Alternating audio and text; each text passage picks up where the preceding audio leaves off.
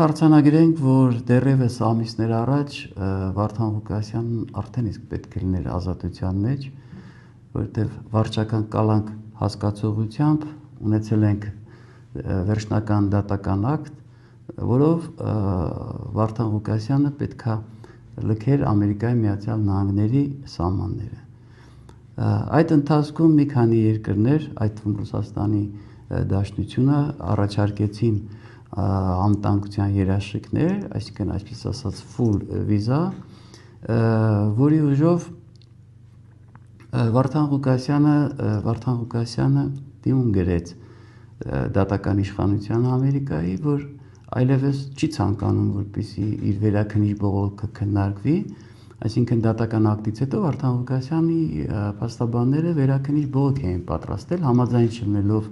որ Միացյալ Նահանգները պետքա լքի։ Եվ ասիկ իրական արդյունքի վրա բողոք դիմում գրվեց, որ հրաժարվում է բողոքից, այսինքն անգամ իրավաբանականի ուսանողի համար ակնհայտ է, եթե դու հրաժարվում ես բողոքից, վճիռը ստանում է օրինական ուժ, իսկ վճռով պետքա լքեր Ամերիկայի Միացյալ Նահանգների սահմանները։ Եվ այդ պահից սկսեցին ոչ իրավական, ոչ իրավաչափ գործողություններ, որի արդյունքում այսօր Վարդան Ղուկասյանը բանտում է մինչև հիմա եւ ոչ թե կալանք է կրում, այլ պատիժ, բոլոր բացական եւ իրավական հետևանքներով։ Եւ չգիտես ինչու մինչ այս պահ արդեն հունվար, փետրվար, մարտ ավելի քան 3 ամիս Վարդան Ղուկասյանը գտնվում է կալանքի տակ բանտում եւ չգիտես ինչու Միացյալ Նահանգների լիազոր մարմինները այսպես ասած ընթաց չեն տալիս Վարդան Ղուկասյանի դիմումին, որը հրաժարվում է վերաքննիչ բողոք բերելու իր իրավունքից։ Ավելին, նաև պարոն Ղուկասյանը ժամանակին բարձրաձայնեց եւ ասեց, որ Նաջարյանը փոշմանել է, նկատի ուներ Միացյալ Նահանգներին եւ որոշ լիազոր մարմնի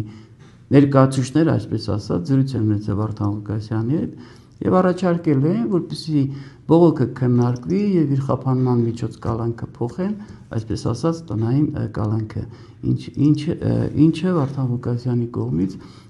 բացաբար է անդրադարձվել եւ վերջինս հրաժարվել է։ Տեղեկացնեմ, որ այս ընթացքում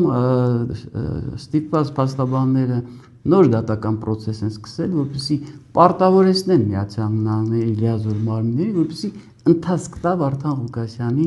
դիմումին, այսինքն դիմում, որը հրաժարվում է բողոքից եւ բնականաբար պետքա դուրս գա եւ գնա երրորդ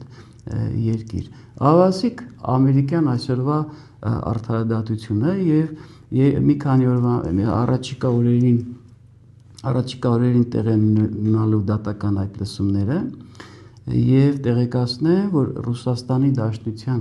համապատասխան լիազոր մարմինները իդեմս արտաքին գերատեսչության ակտիվ միջոցառումներ են իրականացնում,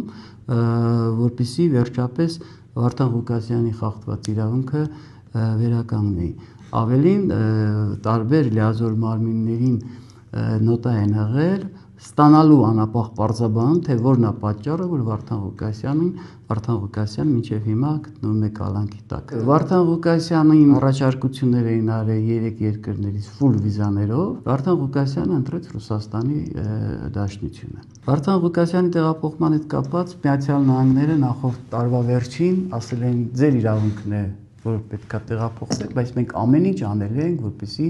որպեսզի ձգձգենք։ Դրանից լուսավոր կետը նա է, որ Վարդան Ղուկասյանը այնքան է իրանից բան ներկայացնում, որ այսօր Միացյալ Նահանգների իշխանությունները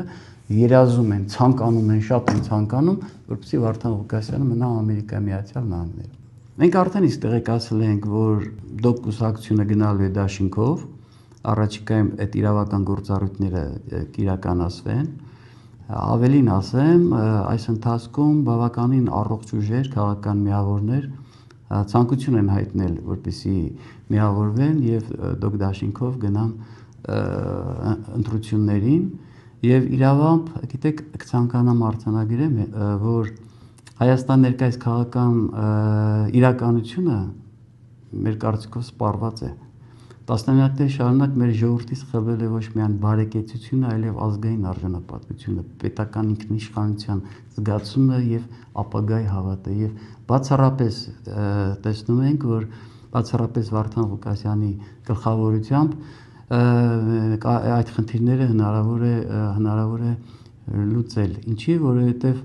արձանագրեմ հետևյալը, կամ շարունակվելու ազգային արժեզրկումը, կամ սկսվելու է արժանապատվության վերականգնման անշրջելի գործընթաց, ինչը կարծում եմ ունակ եւ ընդունակ է կատարելու դոկ դաշինքը բացառապես միավորված ֆորմատով։